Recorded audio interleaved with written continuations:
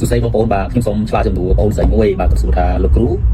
ខ្ញុំធ្លាប់សួរអ្នកជំនាញដំណផ្អែមថាតើបងចូលចិត្តគ្រឿងកំប៉ុងតែទេគាត់ថាគាត់មិនដែលហូបទេគាត់អត់ចូលចិត្តចុះហេតុអ្វីបានជាគាត់មានជំងឺទឹកនោមផ្អែមដែរបាទសំណួរបងស្រីល្អអញ្ចឹងណាបាទខ្ញុំសូមយកឱកាសនេះបកស្រាយបន្តិចពាក្យថាជំងឺទឹកនោមផ្អែមយើងដឹងស្រាប់ហើយវាមានពាក្យថាផ្អែមអញ្ចឹងពាក្យថាផ្អែមមួយម៉ាត់ហ្នឹងមិនមែនមកតាពីគ្រឿងកំប៉ុងមួយទេបងប្អូនអញ្ចឹងបងប្អូនត្រូវតែយល់ថាតើអាជីពផ្អែមទាំងអស់ដែលធ្វើឲ្យយើងមានជំងឺទឹកនោមផ្អែមហ្នឹងបានមកពីណាខ្លះទី1ដែលបងប្អូនយើងអត់សូវយកចិត្តទុកដាក់ខ្លាំងណាគឺបានមកពីអាហារដែលធ្វើពីម្សៅបាទក្នុងនោះមានដូចជាបាយបាយបើយើងច្បាស់ទៅគឺម្សៅ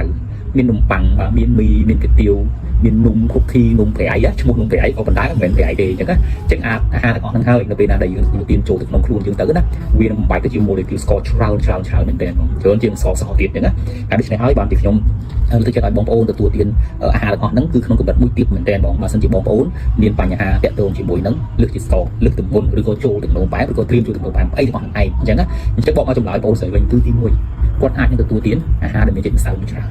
នអ្នកខ្លះអត់ប៉ះហ្មងគឺកំប៉ុងអ្នកខ្លះអត់ប៉ះហ្មងទឹកស្ករក៏ប៉ុន្តែគាត់ទទួលទាននឹងច្រើនទី1ហើយទី2ទទួលទានច្រើនហើយច្រើនដងទៀតបាទអានេះសំខាន់ជាទូទៅបើសិនជាយើងញ៉ាំតែ3ពេលក្នុងមួយថ្ងៃអាពេលព្រឹកពេលថ្ងៃពេលល្ងាចយើងអត់សូវអីបានទេក៏ប៉ុន្តែអ្វីដែលយើងទទួលទានរាល់ថ្ងៃនេះគឺ6ដងខ្ញុំឧទាហរណ៍ថាបងប្អូនប្រជាជនខ្មែរយើងភាគច្រើនគាត់ទទួលទាន6ដងបាទភាគច្រើនហ្មងបាទទី1គាត់គាត់ទទួលទានបាយសូបបាទបាយសូបហើយគាត់ថែមបាយសមួយចានទៀតហើយបើកាទៀវវិញដាក់សាច់កាទៀវបុកបងប្អូនគិតមើលអាបាយទាំងអស់ហ្នឹងមានជាតិស្ករក្នុងច្រើនដែរបាទហើយអាកាទៀវអាមីហ្នឹងគឺវាមានជាតិស្ករក្នុងនឹងច្រើនដែរអញ្ចឹងណាហើយអាទឹកស៊ុបគាត់ដាក់ដុបទៀតហ្នឹងពោពេញដោយស្ករទៀតអាទឹកស៊ុបធ្វើស្ករហ្នឹងបាទអាទឹកស៊ុបហ្នឹងគេមិនដាក់ស្ករទេបងប្អូនបាទហើយបងប្អូនខ្លះគាត់ថែមស្ករមកលភាចូលទឹកស៊ុបហ្នឹងទៀតបងប្អូនគិតមើលកាទៀវស្ករទឹកស៊ុបស្ករហើយក៏ដាក់ស្ករថែមទៀតណាតែមកពេលព្រឹកទេអាហ្នឹងវាលឹះបាត់ហើយវាលឹះមួយថ្ងៃហ្នឹងបាត់ហើយបងប្អូនអញ្ចឹងណាបាទមិនតែប៉ុណ្្នឹងទេម៉ោង10គាត់ចាប់ដើមគេហៅថារឿងឃ្លៀនណាបាទរឿងទន្លេមាត់ណាបាទគាត់ទៅទាញនំប្រៃបាទនំប្រៃហ្នឹងឈ្មោះប្រៃទៅមិនផ្អែមណាមកកញ្ចប់ទីមកញ៉ាំលេងអញ្ចឹងទៅឃើញទេអាហ្នឹងជាស្ករមួយទៀតហើយបាទម៉ោង12គាត់ចាប់ដើមញ៉ាំអាហារថ្ងៃត្រង់ហើយអាហារថ្ងៃគាត់សុទ្ធតែបាយទៀតហើយអាហារថ្ងៃត្រង់ហើយជាងគាត់ទៅមានគេហៅថាភេសជ្ជៈមកកំប៉ុងទៀតអញ្ចឹងទៅឬក៏បើមិនអញ្ចឹងទេគាត់ញ៉ាំតែបាយហើយអាបាយហើយអាម្ហូបហ្នឹងក៏មានជាស្ករទៀតម្ហូបដាក់ស្ករដែរអីទៅអត់បងប្អូនបាទហើយម៉ោង3ហ្នឹងគាត់ចាប់ដើមរឿងទន្លេមាត់ទៀតណាគាត់ចាប់ដើមទៅញ៉ាំអីចេញទៅគេទៅញ៉ាំអីអញ្ចឹងបងប្អូនបាទញ៉ាំអីគាត់ញ៉ាំអីគេគាត់ញ៉ាំនំប៉័ងម្សៅទៀតណាហើយមានសាច់ច្រាំងសិតតែស្ករទៀតវាអញ្ចឹងបងប្អូនបាទហើយចប់អាហ្នឹងល្ងាចគាត់មកដល់ផ្ទះធ្វើការអត់កន្លងផងដាក់បាយ2ចានទៀតអញ្ចឹងឃើញបងប្អូនអញ្ចឹងអាហ្នឹងបាយទៀតអូខេម៉ោង8គាត់ដាក់បាយមួយចានទៀតអញ្ចឹងការញ៉ាំបែបហ្នឹងរាល់ថ្ងៃវាធ្វើឲ្យទឹកនោមផ្អែមនឹងឯងហើយគាត់អត់មានប៉ះគឺកំប៉ុងបន្តិចទេគាត់ញ៉ាំតែប៉ុណ្្នឹងទេអញ្ចឹងអាហារទី1ដល់អាហារទី6គឺពោពេញទៅដោយស្ករអាហ្នឹងវាវិវត្តតិចម្ដងយើងអត់ដឹងខ្លួនទេព្រោះវាអត់ធ្វើឲ្យយើងខ្លាចអារម្មណ៍ទាំងអស់អញ្ចឹងណាបាទដល់ពេលចង់បញ្ចប់បាទយើងពិនិត្យមើលទៅឃើញថាយើងមានជំងឺទឹកនោមផ្អែមបាត់ហើយវាពុះពេលនេះគឺជាចំណុចមួយដែលគាត់អាចនឹងជួបប្រទះអាទាំងអស់ហ្នឹងឯងទី1ទី2វាមានមូលហេតុចម្បងសំខាន់មួយទៀតដែលបងប្អូនយើងមិនសូវគិតមកទេដែលធ្វើឲ្យគាត់មានទឹកនោមផ្អែមបើមិនដឹងខ្លួនណាគាត់ដឹងថាគាត់អត់ញ៉ាំបាយច្រើនទេពេលខ្លះបាយតែ3ពេលទេហើយគឺកំប៉ុងអត់ប៉ះហ្មងហាក់មានទឹកនោមផ្អែមដែរគាត់គិតច្រើនគាត់ stress ច្រើនណ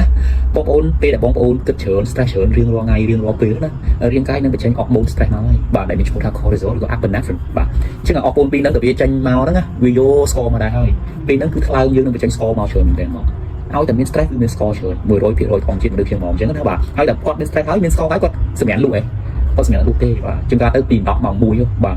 ទនៅមើលទូរស័ព្ទនៅគិតឃើញអញ្ចឹងអាស្ករគាត់ហ្នឹងគឺអត់មានពេលធ្លាក់ចុះហ្មងហើយបងប្អូនមានដឹងអត់រាងកាយយើងគឺត្រូវការសម្ភារៈមនុស្សយើងត្រូវការសម្ភារៈមួយថ្ងៃយ៉ាងតិចឲ្យបាន7ម៉ោង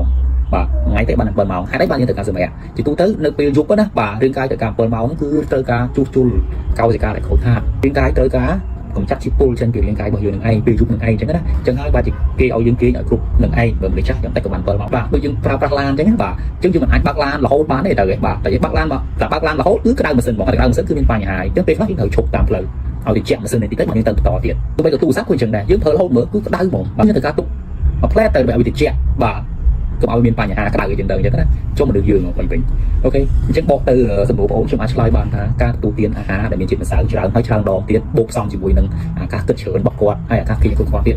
អានេះគឺជាមូលហេតុដែលធ្វើឲ្យគាត់មានជំងឺទឹកនោមផ្អែមឡើងក្នុងខ្លួនហើយថ្មីៗហ្នឹងខ្ញុំបានតាមដានព័ត៌មានទាក់ទងជាមួយនឹងសុខភាពច្រើនអញ្ចឹងណាបាទរដ្ឋមន្ត្រីក្រសួងសុខាភិបាលគាត់បានចេញជាទិន្នន័យមួយបាទឆ្នាំ2025ស្របទិន្នន័យណាបាទថ្មីៗហ្នឹងក្នុងឆ្នាំ2025ហ្នឹងឯងគឺអត្រាកើនឡើងនៃអ្នកកើតជំងឺទឹកនោមផ្អែមគឺកើនរហូតដល់ 59% បងប្អូន59% គឺច្រើនខ្លាំងមែនតើហ្មងអញ្ចឹងណាបាទអាហ្នឹងគឺអ្នកដែលកើតជំងឺទឹកនោមផ្អែមហើយគាត់ទៅពេទ្យពិនិត្យគាត់ទៅជួសជុលមើលគាត់ទៅព្យាបាល 59% ចុះអ្នកដែលអត់វិញអត់វិញបាទអ្នកដែលអត់ទៅពេទ្យសោះបាទអញ្ចឹងខ្ញុំគិតថាការកើនឡើងហ្នឹងមិនមែន 59% ទេមកស្រួលជួ 80 ទៅ 90% បាត់ហើយបាទអ chẳng là tại sao tại bom ôn dươngไปเขาแต่กดอัดเซอร์โยจะถูกดันในสองเพียงหมาเนี่ยเจ้าอ่านมีเบียนเอายูทูบตุกไอ้ยังอ่านเบียนคือตุกไปถึงอ๋อตัวแต่เบียนตัวหนักการบุยเบียนปัญญาให้บ้านเบียนคือตุกคือเนี่ยมาchẳngเขายังตึกจีจอยบอมโอนถึงอ๋อxong người ta chừng lại tiền về lý chừng lại thằng ca tích tụi từ bị đặt mơ chia bom ôn đó mà nằm bây giờ bom ôn nắng đằng là tập thò dương đằng buồn thứ cứ gì rồi hơi nhưng xong chỉ biết cả buổi tiếng đó trong bạch giả dụ sai sắp năm đó mà pay pi năm mà pay bay năm từ đông ai mới bom ôn và trong bên kia tôi mà sai và mấy nhận tiền mà và hơi ai quan si từ bọc cho bằng bảy cho và nè khác tới cream tư nè khác tới cứ chụp đông ai tư kia gọt đằng đó quạt gọt đằng chẳng khác trong không tha bom mình là trong chạy lên đi và chia và dọn vui chui đầu bom ôn đại cái thằng lúc ấy mình ấy nữa nè chúng tôi sẽ phải bom ôn từ mình cái áo thà sọc thiệp á bom ôn bà chỉ riêng rồi là cái áo thà một năm ở ban kỳ long tư nè đây mình sọc thiệp o này cái thằng của mình ấy nè hay sọc đẹp của lực bom ôn mùi tiệt bà sân chỉ dương lực tùng ngôn hơi bà sân chỉ dương lực tùng ngôn nhưng mà gì thoại nó cứ mạnh hai bà sân chỉ dương lực tùng ngôn tim mối bà hai bà sân chỉ dương mẹ làm ta đối dương nhằm bài chữa dương clean khóc lại thì thoại mà đã tầm nhắm sọc chặt clean bà hai thinh thôn đối diện chặt không lắng đó bà bom ôn cầm bông táiไปโชว์มุกชิมวยหนังปัญหามวยไทยออกเลยกันนะ insulin resistant ออกมุ่งอังกฤษแบบบอมคือการขอบต่อไปได้จังตาปะตอเตี้ยคือบอมเป็นปัญหาสุขภาพจังภาษาจีบอมเป็นรูสัญญาณของนั่นนะบ่าลึกกระโหลกถั่วบ่าเอาซาเฮลบ่าคลีนบ่าระบายดับไอบ่าอันนั้นคือจีรูสัญญาณเนี่ยบอมกลัวแต่มือชิมคลีนนะเป็นบอมมือชิมไหมบอมมือขมีเนี่ยบอมชิมอาชีนะบ่าบอมโดนตาระบายหาtớiคือชี้ไอ้บ่าระบายหาให้เป็นการหักปลาบ่าอันนั้นคือชี้ไอ้อย่างไอ้ถือไอ้เป็นปัญหาของที่ได้บ่าok hai số bệnh bom ổn định đấy là mình dùng mũi chớn xuống nhôm bà thả tá quạt chuột nấu bài mọt bà quạt A1C đục tờ chuẩn 7 hơi nè bà anh đang cứ trôi hơi bom ổn bà bom ổn tự đăng tham và dân chỉ dương mưa A1C tơ cứ lọt đi đục tờ chuẩn 5 và một buồnจะlọt nắng đó bà anh đang cứ dương trim cho từng nấu bài hai lứa một buồn mình một 5 một buồn tơ 7 chuẩn 10 chuẩn đấy anh đang cứ được nấu bài bự nhẹ bom ổn chuẩn bà chỉ được nấu bài bạn mình cầm đặt tim mua đặt tim và tim bay OT tạo bị trôi lứa của buổi chuẩn buồn nó cứ từ nấu bài nó cả thằng cứ được nấu bài một phải pi nhé các bạn ok